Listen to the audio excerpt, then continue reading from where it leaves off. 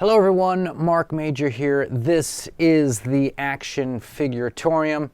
As some of you may have guessed by now, I'm a real big collector of toys and also a real big fan of the 4Horsemen's Mythic Legions toy line of fantasy figures. I've done multiple videos on this channel where I review figures that I purchased.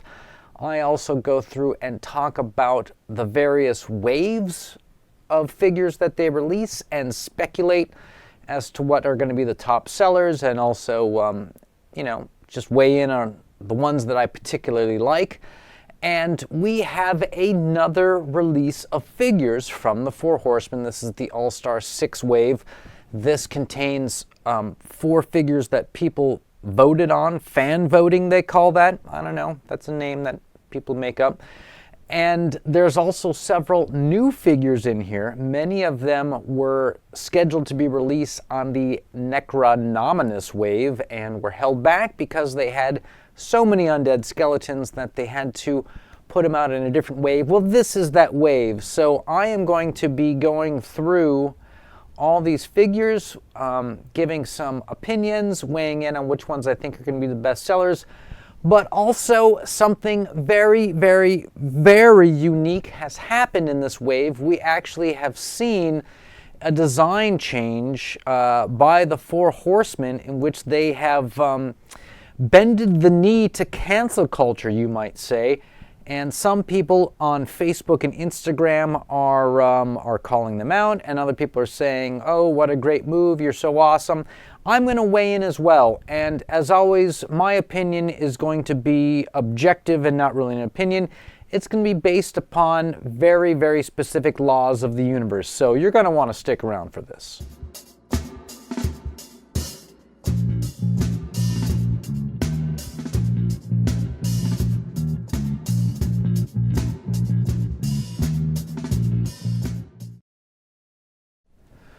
So, where do we begin? Let's maybe switch over to desktop view. Who would like to see that? I would. Okay, there I am down in the corner. You can see the web page here. This is the website of the 4Horsemen, sourcehorsemen.com. I'm not sure why they picked that name, but whatever. It's their choice. Little misleading. I would have just called it the 4Horsemen Studios or something like that, but this is okay. Source Horsemen's fine. And you can see this banner that they have up there. These are all the figures that are offered up right now for pre-order. The pre-order is running through the month of June into like about the first week of July-ish, around there. So you've got somewhere between 4 to 6 weeks to pull the trigger on getting one of these figures here. I'm going to click over to their store, and I'm going to go through quickly on some of this stuff and then a little longer time on some of the others, and just kind of go through the figures and give a little bit of a weigh-in, let you guys know what this is all about. So in this wave, we've got 3 accessories. There is a collection of belts, essentially what would be leather belts. They have them in black, and then they also have one in brown.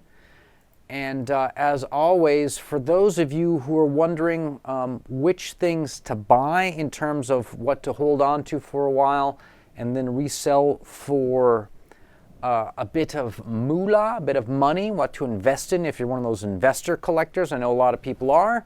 They like to collect, and they also like to see sometimes a return on their collections. Also, some people are kind of like me, where they might buy a few things that they really love and want to collect, and they might pick up a couple things that they know that they can resell later and get money that ends up paying for the original thing. That makes the hobby kind of pay for itself.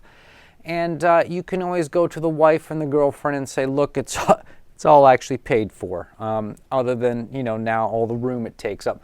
So you can always pick up for $12 a belt pack in brown or black for these guys. And it will be definitely an investment that will pay off, because a lot of people skip the accessory packs, as they're just sort of like fixated on getting a couple action figures they want. They don't realize that they're going to want these belts later. The third accessory pack is actually these articulated undead skeleton wings.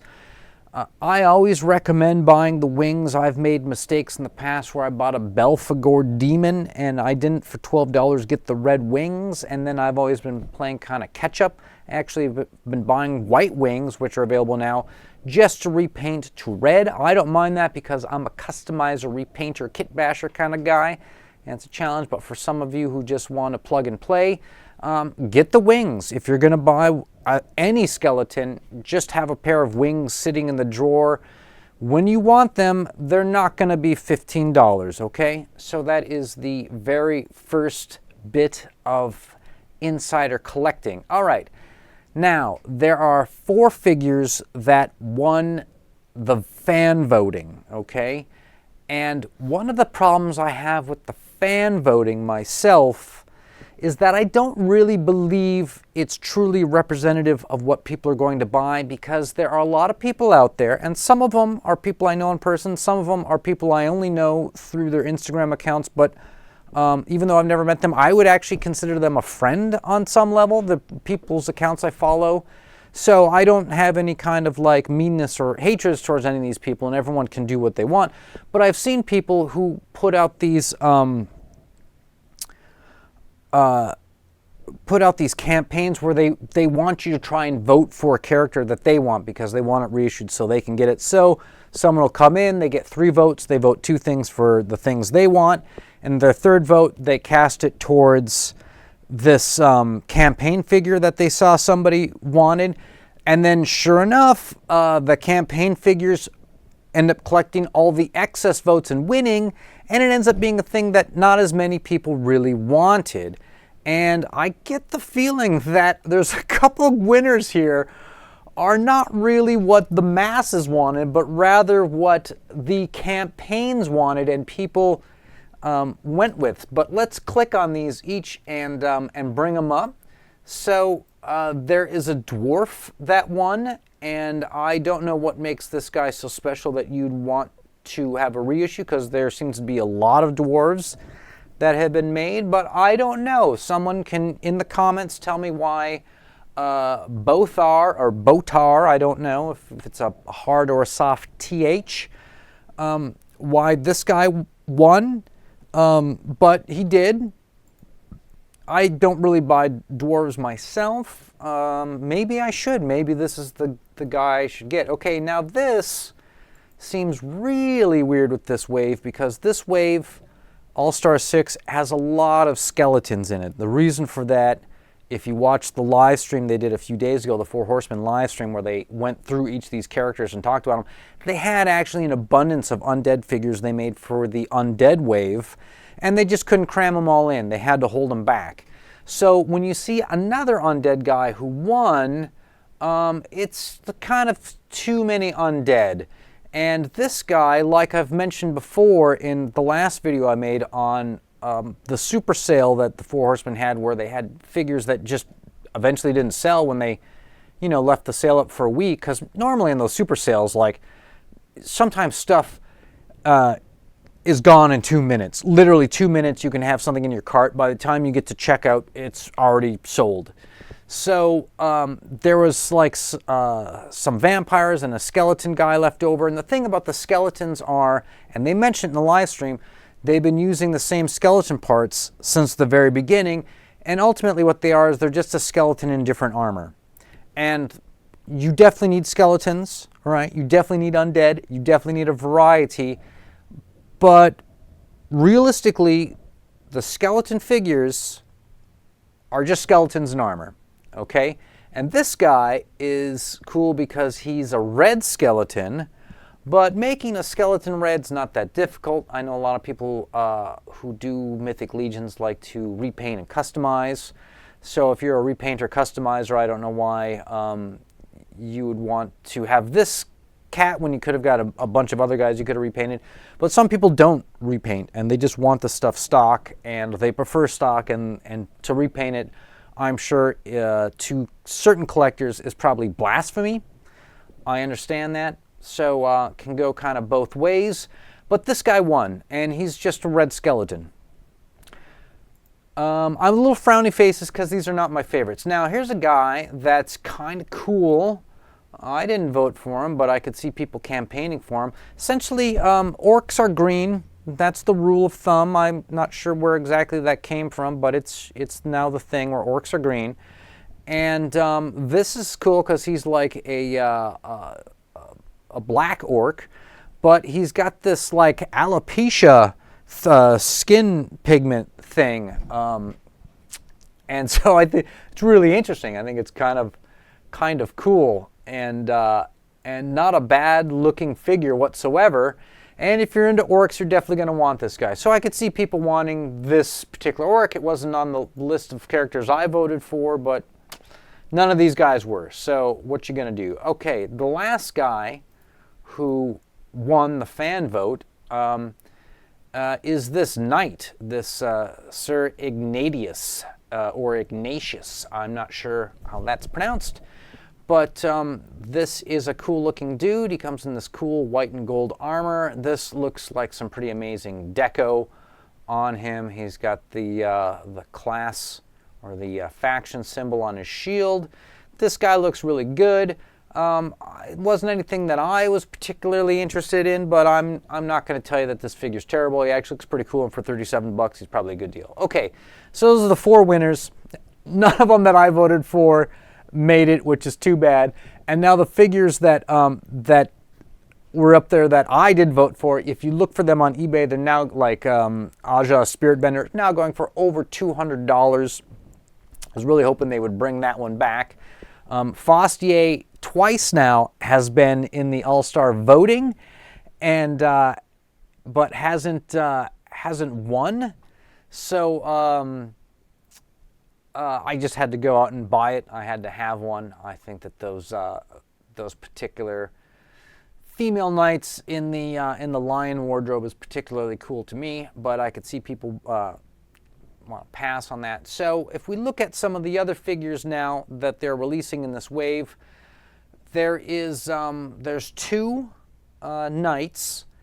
There is a horse for one of the knights. Okay. And there is, let's see here, 1, 2, 3, 4 undead figures. 3 of them are just pretty much skeletons. The other one is some undead guy in armor, kind of a Death Knight type dude. So there is also, I should have mentioned in one of the accessories, I said there was 3, there's actually technically 4. There's a head pack. This head pack is, let's take a look at this real quick. This is all skeleton heads.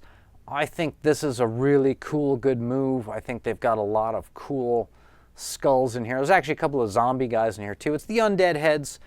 That's a cool move. I think that's the right way to go. And 3, 5, 6, 7 for $30.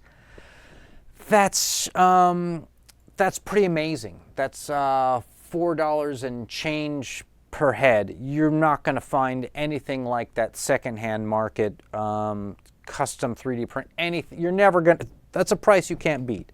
There's no way to get close to that. You're going to have to absolutely 100% buy the Undead Heads pack, even if you have no plans whatsoever to open it and put them on a single figure.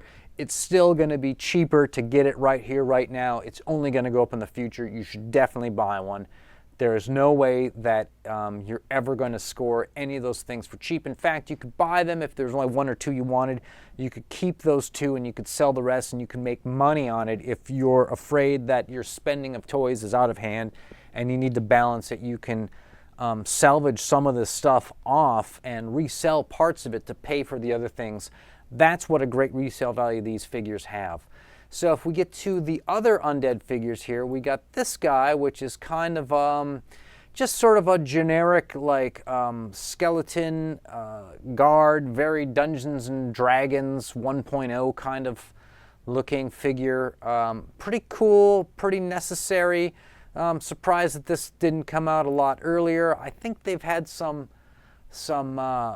maybe some Undead Legion builders in the past, which would probably clock in around $27. This guy seems more like one of them. But if you look here, you can see that it does come with a bit of accessories. So, you know, it's a standard figure. This guy is an undead Viking, and they gave him, unless he's an undead dwarf, that could be the other thing that I'm missing. But to me, it looks like he's an undead Viking with the Viking helm and the beard and the braids. But I don't know, maybe this is a, maybe he's an undead dwarven fighter. Okay, so we've got an undead dwarf. That's kind of cool. If you're a guy collecting dwarves, you should probably have an undead one. All right, then there's this guy who is, he's a type of a general. He's a type of a sort of a leader amongst the undead. He's another dude with a beard. So we got a dwarf with a skeleton with a beard, and we got a human skeleton with a beard. Those are bearded skeletons. That's the selling point. Then there is this cat. All right, and this is some kind of weird evil death knight. Look at the $65 is a lot, but look at how amazing this armor looks on this guy. This is about the coolest looking thing I have seen in a long time. I don't know how you could get really any kind of cooler than this. If this dude was $37, man, look at that shield. That looks like something from like, anyone remember the Skullflame shield from that game World of Warcraft? I think that was in the very first edition of it. This is super cool looking stuff here. This is some of the best looking action figures to date that these guys are coming out with. Okay, so those are some bad guys. Then we got some human good guys. They fight evil. There's this guy. He's a knight, and what makes this guy interesting is he's just got cool colors. It's cool blue and brown with some soft goods thrown in, and you know, he's got this skirt, and then he's got some kind of a mantle. Great looking figure. I don't know if he's got like an altar. Yes, he has, like, comes with a helmet that covers the face. He's got some kind of magic effects. Look at these really cool painted weapons, various hands. That's a cool figure. Then there is this guy, Sir Enoch. The other guy was Sir Andrew. Sir Enoch is one of these Knight Templars. He's got these soft goods.